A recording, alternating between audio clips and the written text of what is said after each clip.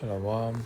First and foremost, I want to give all praises, all glory, and all honor, and all credit to Yahweh, Bahashem Yahweh Shai, Bahashem Rakah Kodash, double honor to the elders and the apostles of Great Millstone, and Shalom unto the elect across the four corners of the earth.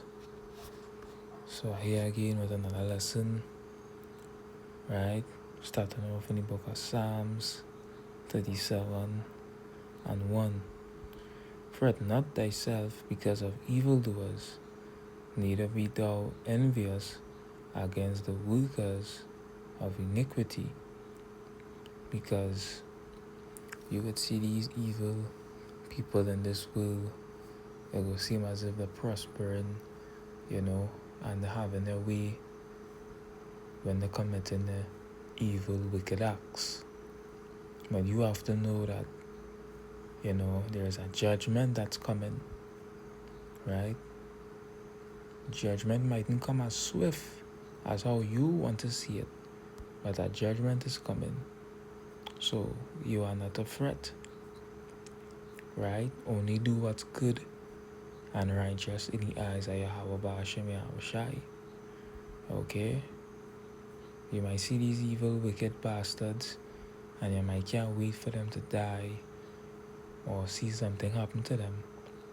But like the scripture also say, be not curious how the ungodly shall be punished and when, but inquire how the righteous shall be saved. And that is the main thing, we should be focusing on. More so our salvation than seeing these wicked fuckers get a judgment. We should be, hoping to be on the good side. Because as it's also written, that the righteous shall scarcely be saved. Right? So imagine the righteous barely being saved. You want to be one of those righteous that will be saved.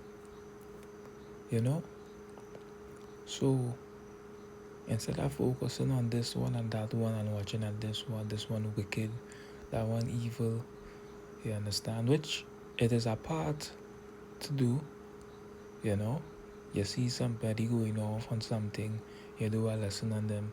That is fine. That is okay. We're supposed to rebuke. Okay? But at the same time, we have to also watch ourselves.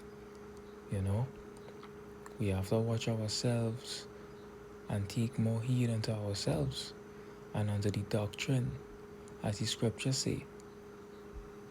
And it also says, for in doing this thou shalt save both thyself and them that hear thee. I believe that is in the book of Timothy. I just quoting it. But that is what we have to do. Take more heed unto ourselves than unto others. Right? You check yourself first before you check anybody else. Because you don't want to fall into that, into that Pharisee state. They going off and they pointing fingers and they themselves ain't right. Okay, so one of the things that we do here in Great Millstone, we check ourselves, right? That is one thing we make sure and do. Because you don't want to fall into that category to where, you judging others and you yourself going off or doing things, similar to that or worse. So yeah, but reading on, as a matter of fact, let me start back from verse 1. Fret not thyself because of evildoers, neither be thou envious against the workers of iniquity. So don't envy the riches that you see the wicked have. Okay? The scriptures say the wealth of the sinner is laid up for the just. Let me see if I can find back that, and then we'll come back to that chapter.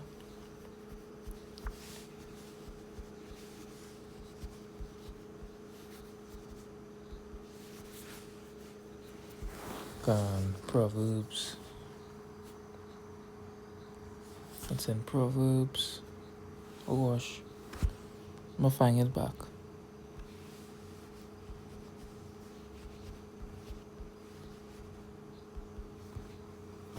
Proverbs 13 and 22. A good man leaveth an inheritance to his children's children, and the wealth of a sinner is laid up for the just. So you see, so we are not to worry about the riches that we see, the evil one has, right? We are not to worry about the riches what them have, because we know it's soon going to be ours, right? We know that all what the wicked have now, we're gonna get it, and plus, right? The gold, the silver, the precious stones, the sapphires, the rubies, the diamonds, the opals, all of it. Okay, scripture say we're gonna suck the breast of kings,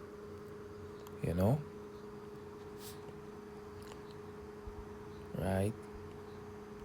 So Psalms 37 and 1, fret not thyself because of evil doers, neither be thou envious against the workers of iniquity, for they shall soon be cut off like the grass, and wither as the green herb. Trust in the Lord and do good, so shalt thou dwell in the land, and verily thou shalt be fed. That's it. Focus on doing good in the eyes of Yahweh Bahashem Yahushai. Right? The fourth verse, delight thyself also in the Lord, and he shall give thee the desires of thine heart. And what does the Lord has delighted? Faith, right? Meekness, humility.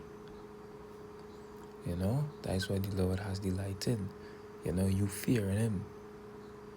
Alright, you doing what he say to do. You being upright.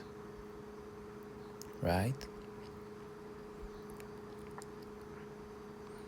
So the fifth verse, commit thy way unto the Lord, trust also in him, and he shall bring it to pass.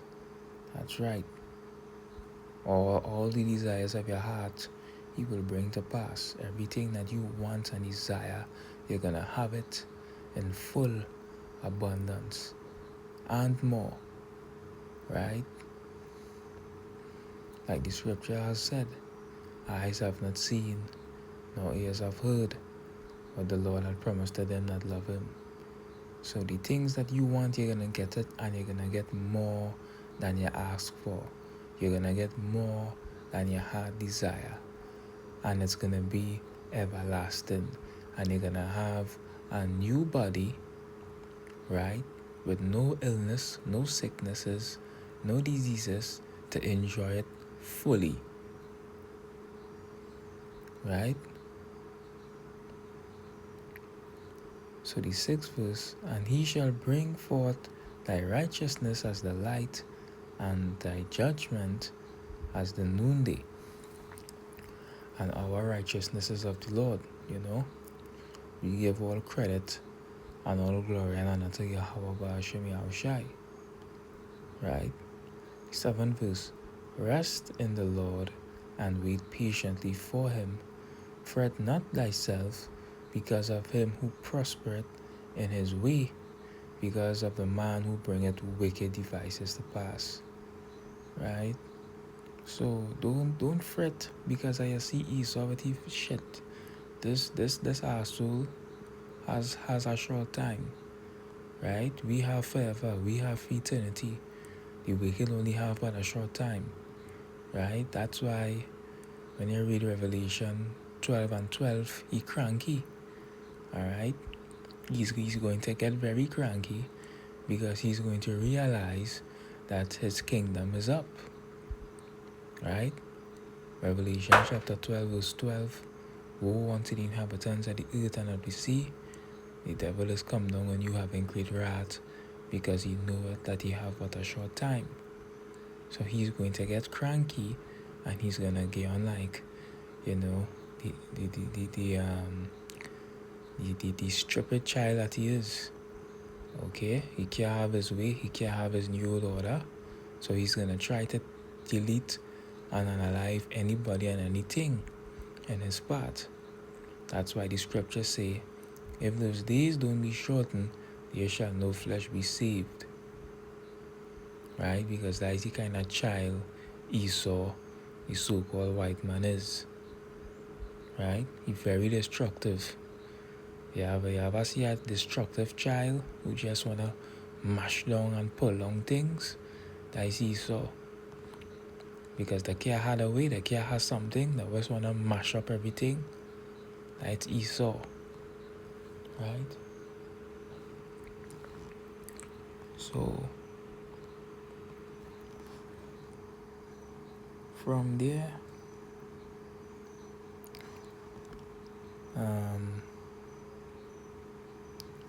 I reach the seventh verse. Rest on the Lord and wait patiently for him. Fret not thyself because of him who prospereth in his way, because of the man who bringeth wicked devices to pass. Cease from anger and forsake wrath. Fret not thyself in any wise to do evil. That's it. Because you in a wicked place, a wicked society where wickedness is around you 24/7. You know, they're putting pork in this, they're putting pork in that. And a man might fret and he could be like, you know what? Since I put in pork and everything, it's best I just eat pork and done, yes? No, don't fret. Don't fret in any wise to do evil. Right? You still keep the laws, statutes, and commandments at the best of your ability. You continue to rehearse your righteous acts. Right? Don't give up, don't give in to this darkness. Forsake it. Right?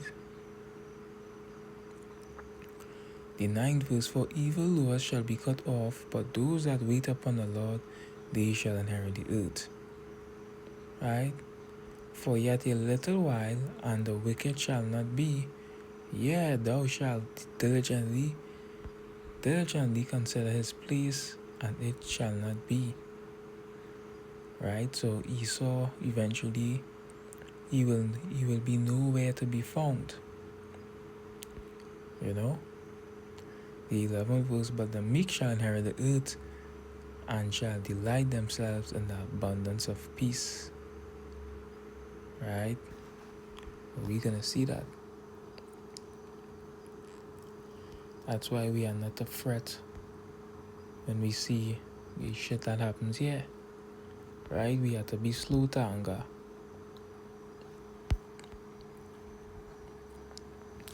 Then we go in the book of Ecclesiastes, chapter 7 and verse 15. All things I have seen in the days of my vanity, there is a just man that perisheth in his righteousness, and there is a wicked man that prolongeth his life in his wickedness. Right? And that's true, you know. We have seen this, but we have to remember that this is their time, and that they only have a short time to rule. But guess what? It will always be well with the righteous. The works of the righteous will be rewarded. Right? The righteous isn't going to lose their reward. The elect isn't going to lose their reward for the good things that they have done upon the face of the earth for Yahweh Ba'ashem Yahushai. Alright? So let me go in Ecclesiastes, the 8th chapter and the 12th verse. Though a sinner do evil 100 times, and his days be prolonged, yet surely I know that it shall be well with them that fear the Most High, which fear before him. But it shall not be well with the wicked, neither shall he prolong his days, which are as a shadow, because he feareth not before the Most High. So you see, at the end of the day, it's going to be well with the righteous.